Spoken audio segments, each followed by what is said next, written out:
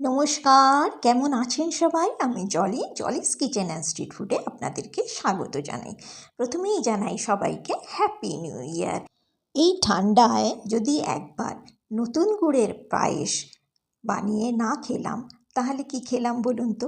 তো চলুন, আজকে আমি আপনাদের সাথে নলেন গুড়ের পায়েসের রেসিপি শেয়ার করছি। এইভাবে পায়েসটা বানালে পায়েসটা খেতে অসাধারণ হবে।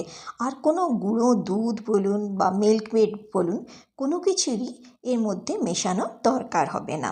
এই পায়েস বানাবার জন্য আমি 1 লিটার দুধ নিয়েছি। এটা ফুল ফ্যাট মিল্ক। আমি 2 প্যাকেট হাফ লিটারের নিয়েছি। আর তার সাথে নিচ্ছি 1 মুঠো গোবিন্দভোগ চাল। 1 মুঠো মানে ওই ধরে নিন আপনার 50 থেকে 100 গ্রামের মতন। তারপরে এই চালটাকে আমি জল দিয়ে ভালো করে ধুয়ে নিচ্ছি।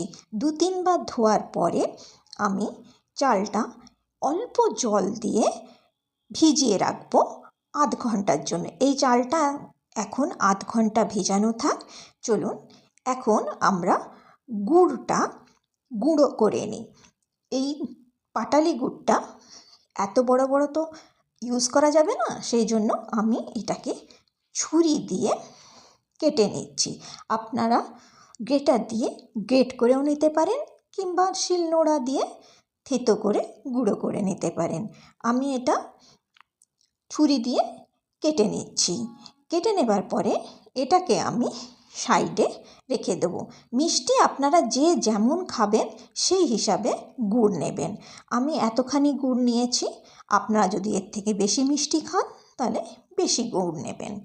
এরপরে আমি 1 মুঠো কাজু টুকরো নিয়েছি আর 1 মুঠো কিশমিশ নিয়েছি।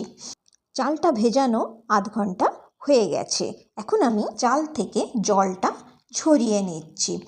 যতখানি পারবেন ততখানি চালের মধ্যে যে জলটা আছে সেটা ঝরিয়ে নেবেন। ঝরিয়ে নেবার পরে আমি চালটার মধ্যে হাফ চামচ ঘি দিয়ে দিচ্ছি। দিয়ে চালটার সাথে ঘিটা আলতো হাতে খুব ভালোভাবে আমি মিশিয়ে নিচ্ছি। প্রথমে আমি চামচ দিয়ে মেশাতে চেষ্টা করেছিলাম কিন্তু হলো না। সেই জন্যে আমি হাত দিয়ে খুব আলতো হাতে মেশাবেন, কেন আধা ঘন্টা চালটা ভেজানো ছিল তো, একটু জোরে মেশালে চালটা ভেঙে যেতে পারে। ঘিটা এমনভাবে মেশাতে হবে যাতে সব চালের মধ্যেই যেন ঘিটা লেগে যায়। দেখুন আমি যেভাবে মেশাচ্ছি ঠিক এইভাবে আপনারা চালের সাথে ঘি মেশাবেন। তারপরে আমি এটাকে সাইড করে রেখে দেব। এইভাবে চালের সাথে ঘি মেশালে হয় কি, যখন পায়েস রান্না হয় না, পায়েসের মধ্যে খুব সুন্দর একটা গন্ধ ছাড়ে। ঘিয়ের সাথে পাটালি গুড় যখন মেশানো হবে তখন পায়েসের গন্ধটা আরও সুন্দর হবে। এই পায়েসে কোনো তেজপাতা বা এলাচের দরকার পড়ে না। এরপরে আমি গ্যাস অন করে দিয়েছি। গ্যাস অন করে আমি লোহার কড়াই বসিয়েছি। তার মধ্যে আমি হাফ চামচ ঘি দিয়েছি। ঘিটা যখন প্রায় গলে এসছে, গরম হয়ে গেছে, গলে এসছে, তখন আমি এর মধ্যে ওই 1 মুঠো কাজু দিয়ে দিচ্ছি। কাজুটা আমি মিডিয়াম টু লো আছে অল্প ভেজে নেব। দেখুন আমি যেভাবে কাজুটা ভাজছি ঠিক এইভাবেই আস্তে আস্তে আপনারা ভাজবেন। হাই হিটে ভাজবেন না, তাহলে কাজুটা সাথে সাথে পুড়ে যাবে। যখন অল্প কাজুটা ভাজা হয়ে যাবে তখন আমি এর মধ্যে ওই যে 1 মুঠো কিশমিশ রেখেছিলাম সেই কিশমিশটা দিয়ে দিচ্ছি। কিশমিশটা দেওয়ার সাথে সাথেই আমি নাড়াতে শুরু করেছি। আর কিশমিশটা বেশি ভাজার দরকার নেই, কিশমিশ খুব তাড়াতাড়ি ভাজা হয়ে যায়। এখানে আমার কিশমিশ আর কাজু ভাজা হয়ে গেছে। আমি কাজু কিশমিশটা ঘি থেকে নামিয়ে নিচ্ছি। নামিয়ে নেবার পরে আমি যে পাত্রে পায়েসটা বানাবো সেই পাত্রের মধ্যে দুধটা ঢেলে নিচ্ছি। আমি এখানে 1 লিটার দুধ নিয়েছি। আপনারা গরুর দুধও নিতে পারেন কিংবা আমার মতন প্যাকেট দুধও নিতে পারেন। প্যাকেট দুধ নিলে আপনারা দেখে নেবেন দুধটা যেন ফুল ফ্যাট ক্রিম দুধ হয়, যার মধ্যে পায়েস কিন্তু খুব ভালো হয়। দুধটা আমি গ্যাসে বসিয়ে দিয়েছি, দিয়ে দুধটা ফুটতে দিয়েছি। সাইডে আমি ততক্ষণে একটা বাটি নিয়ে নিয়েছি। বাটির মধ্যে যে গুড়টা আমি গুঁড়ো করে রেখেছিলাম ওই গুড়টা দিয়ে দিচ্ছি। দেবার পরে আমি এর মধ্যে অল্প গরম জল দিয়ে দিচ্ছি। গরম জল দিয়ে গুড়টা আমি গুলে রাখবো। এইভাবে গুলে যদি আমি পায়েসের মধ্যে মেশাই তাহলে দুধ ফাটার সম্ভাবনাটা কম থাকে।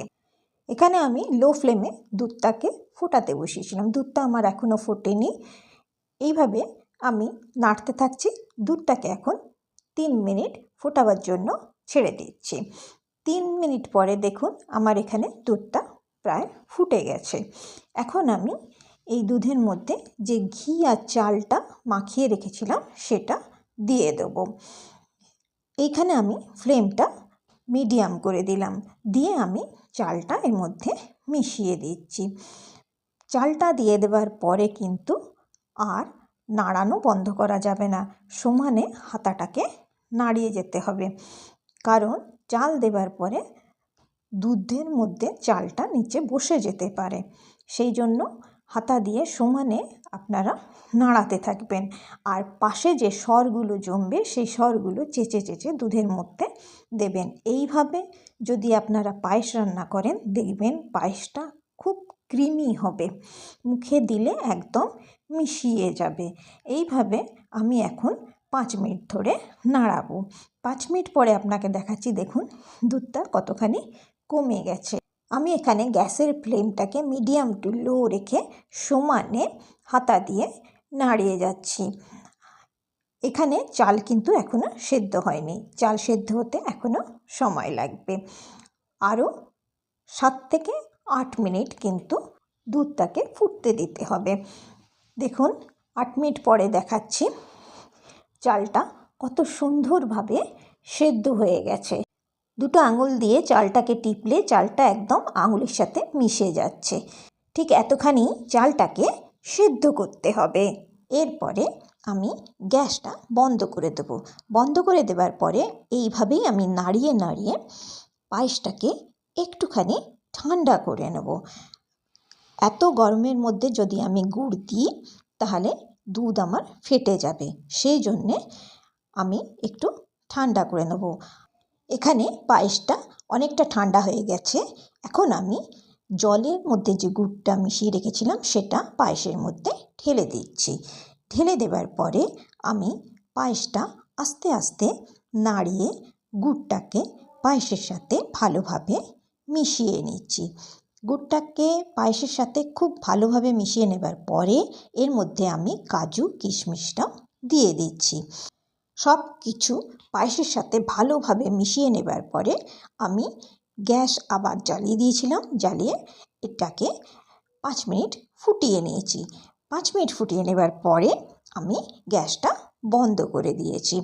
এইভাবে যদি আপনারা পায়েসের মধ্যে গুড় মেশান তাহলে কিন্তু পায়েস ফাটবে না, নইলে শুধু গুড় মেশালে সাথে সাথে পায়েসটা ফেটে যাবে। পায়েসটা ঠান্ডা হয়ে যাওয়ার পর আমি দেখাচ্ছি পায়েসটা কতটা থকথকে হয়েছে, আর পায়েসের দুধ কিন্তু একদম ফাটেনি, আর খেতেও কিন্তু খুব সুস্বাদু হয়েছে। এইভাবে যদি আপনারা পায়েস করবেন তাহলে খেতেও খুব সুন্দর হবে, আর কোনো মিল্কমেড বা গুঁড়ো দুধেরও দরকার পড়বে না।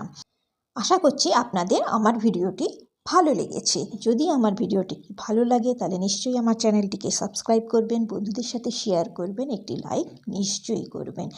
আর আমি যেভাবে পায়েস বানালাম একবার এইভাবে বানিয়ে দেখবেন, খেতে কিন্তু খুব সুস্বাদু হয়, আর দুধ একদম ফাটবে না। গুড়ের পায়েসের একটাই সমস্যা, দুধ ফেটে যায়। এইভাবে যদি আপনি পায়েসটাকে ঠান্ডা করে গুড়টাকে মেশান তাহলে পায়েসের দুধ একদম ফাটে না। আশা করছি আপনাদের ভালো লেগেছে। আপনারা নিশ্চয়ই একবার ঘরে বানিয়ে খাবেন, নিজে খাবেন, সবাইকে খাওয়াবেন। আরেকবার আমি আপনাদের অনুরোধ করব আমার চ্যানেলটিকে সাবস্ক্রাইব করবেন। আপনারা সবাই খুব খুব ভালো থাকবেন, সুস্থ থাকবেন আর সাবধানে থাকবেন।